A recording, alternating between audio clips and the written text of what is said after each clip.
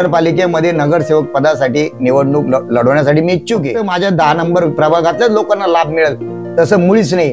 घाट रोडचे पण लोक माझ्याकडे येतात, ग्रामीण भागातले पण माझ्याकडे लोक येतात।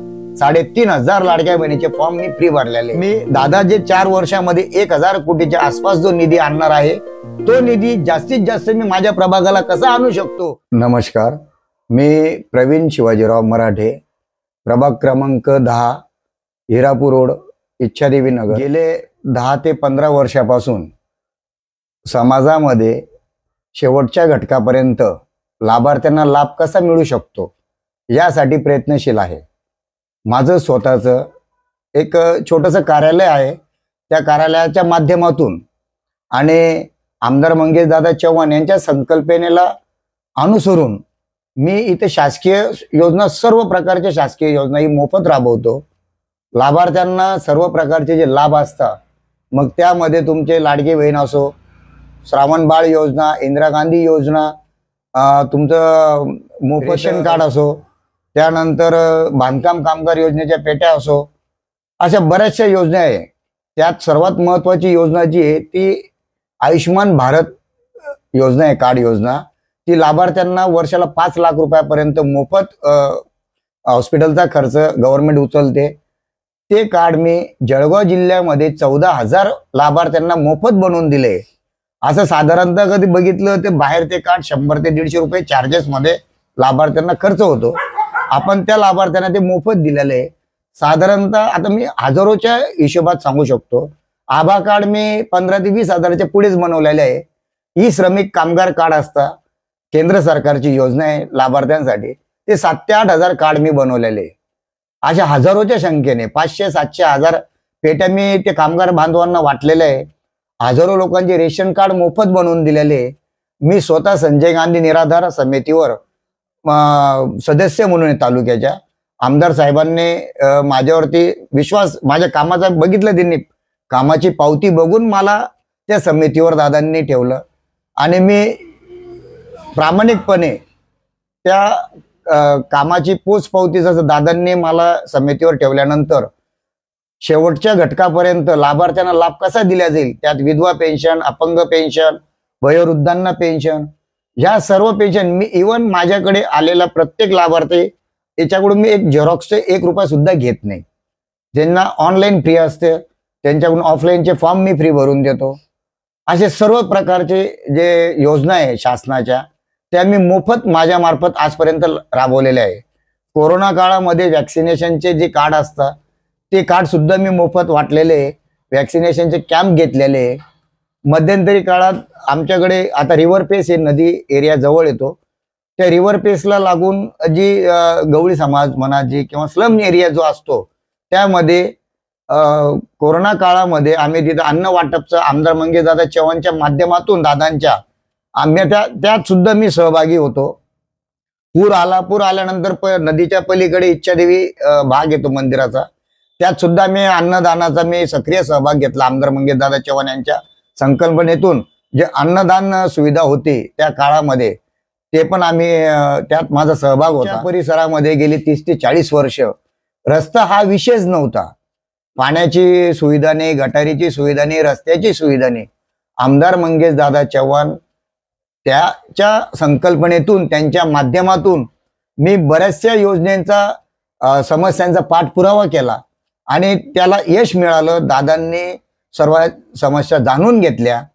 प्रत्येक वेळोवेळी दादा माझ्या प्रभागात आले, कार्यक्रमानिमित्त आल्यानंतर दादांना सांगितल्यानंतर कोणत्याही लहान मुलाने पण सांगितलं की दादा असा प्रॉब्लेम आहे, दादा लगेच त्याच्या गाडीवर बसून जायचे। जे माझा स्वतःचा अनुभव आहे, दादा रुद्र हनुमान मंदिरावर आले होते 2019 मध्ये। त्यांनी आमदार झाल्यानंतर सर्वात पहिले अगोदर 2,99,000 2 पत्र दिले। त्या ओपन प्लेसला मंदिराच्या एकदम सुंदर असं तार कंपाऊंड आहे, त्या ठिकाणी वट्टा वगैरे त्यांनी केलं आपण ते, आणि जे सप्ताह वगैरे कीर्तनाच्या माध्यमातून त्याचा पूर्ण उपयोग होतोय। ह्या इच्छादेवी नगरमध्ये आमदार साहेबांनी 60 लाखाचा निधी दिला ओपन स्पेससाठी। छत्रपती शिवाजी महाराज नगरमध्ये त्यांनी 50 लाखाचा निधी दिला ओपन स्पेससाठी।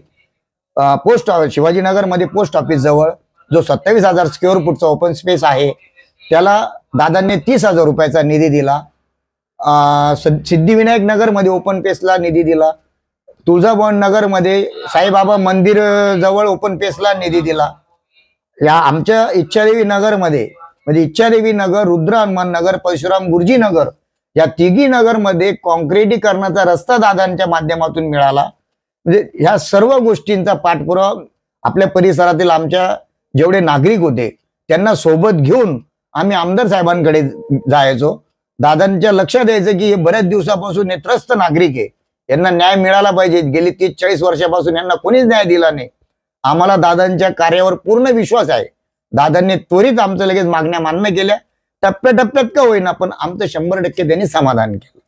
त्यानंतर पूर्ण इच्छादेवी मंदिराकडे जाण्यासाठी जो जुना काळात हे 25-30 वर्ष जुनी दुर्गम असा पूल होता, तो कोणी काय कसा पूर आला का वाहून जायचा तो पूल. भरपूर मोठी समस्या होती. त्या तडीतल्या लोकांना हे दळणवळण हे बंद होऊन जायचं. दादांच्या लक्षात आल्यानंतर दादांनी डागडुगीला पण त्यांना पैसे देऊ शकत होते, पण दादांनी तो दृष्टिकोन नाही ठेवला. दादांनी पुढच्या 50 वर्षा अगोदर विजन ठेवलं. दादांनी त्या पुलासाठी 3.5 कोटीचा निधी मंजूर केला. एक नंबर एक म्हणजे असा पूल झाला की तो या 50 वर्ष त्या आमच्या परिसराला या पुरापासून धोका उद्भवणार नाही. किंबहुना ह्या वेळेस आता जो मागच्या वेळेस जो पूर आला तो पूल नसता तर त्या रिव्हर पेसला लागून जे स्लम एरिया जो भाग आहे त्यांच्या घरात पाणी घुसलं असतं. त्याच्या अगोदर भरपूर वेळेस पुराच्या माध्यमातून पाणी घरात घुसले, पण ह्या वेळेस त्या लोकांनी स्वतः दादांचं कौतुक केलं की दादांच्या ह्या पुलामुळे आज आमचा संसार वाचला. त्याच्याच पलीकडे आता सुएस लॉन्सकडे जाणारा जो मार्ग आहे तो डाव्या साईडला खडकी, उजव्या साईडला शहर भाग आहे, तो डीपी रोड 80 कोटी रोड. 5 कोटी रुपयाचा दादांनी न भूतो न भविष्य असा रस्ता बनवला. तो रस्ता धनगर पुलापर्यंत आहे. शिवाजीनगर मधला रस्ता बनवलाय दादांनी.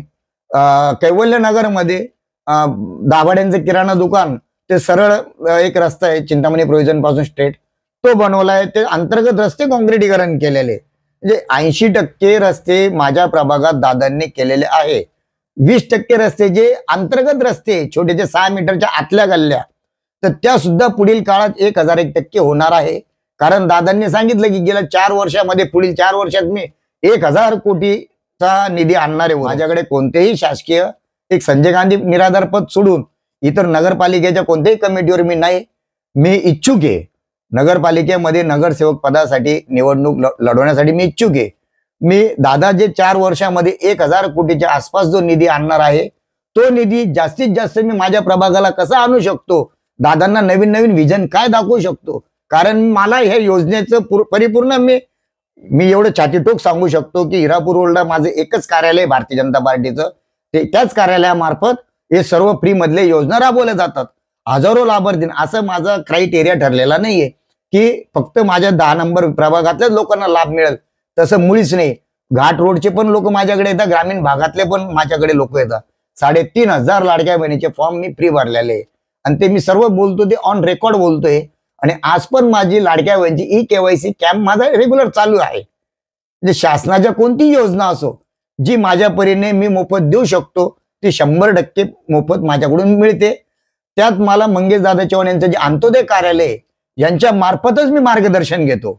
मला कोणती अडचण आली पूर्ण स्टाफ मला तिथे मदत करतो. पक्षाने माझ्यावर विश्वास दाखवला, माझ्या कामाची पावती म्हणून मला कधी तिकीट दिलं.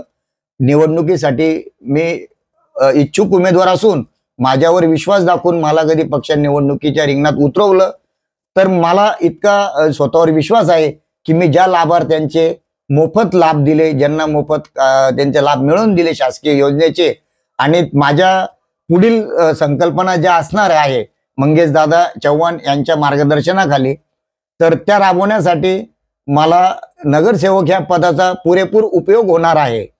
नुसतं घरावर नेम प्लेट लावायची की मी नगरसेवक आहे याकरता मला त्या पदाबद्दल काही विषय नाही. मला पद याच्यासाठीच पाहिजे की त्या माझ्या कामाला अनुसरून त्या पदाचा मी वापर करू शकतो. जे काम नगरसेवक पद नसताना मला 2 महिने 1.5 महिना लागतो, ते पद आल्यानंतर साहजिकच आहे नगरसेवकाचं काम असलं तर ते काम 15 दिवसात होणार आहे. आणि कामं मला कोणाची करायची? तुमचीच करायची, जनतेची. माझी स्वतःची तर काहीच कामं करायची नाहीये. त्यासाठी त्या नगरसेवक पदाच्या रिंगणात म्हणजे मी इलेक्शन मध्ये इच्छुक आहे, उमेदवार आहे. पक्षाने माझ्या गेल्या 5-7 वर्षाच्या मोफत मी जे काम राबवतोय जनतेसाठी, शासकीय योजना, आमदार मंगेशदादा चव्हाण यांच्या माध्यमातून जनतेने याचा पण विचार करावा. आणि मला पक्षाने, भारतीय जनता पार्टीने जे उमेदवारी म्हणून मला कधी इच्छुक उमेदवार मी उमेदवारीसाठी मला कधी निवड केली पक्षाने, तर मला म्हणजे एवढा विश्वास आहे की मतदार बंधू आणि भगिनी हे मला भरघोस मतांनी निवडून देईल.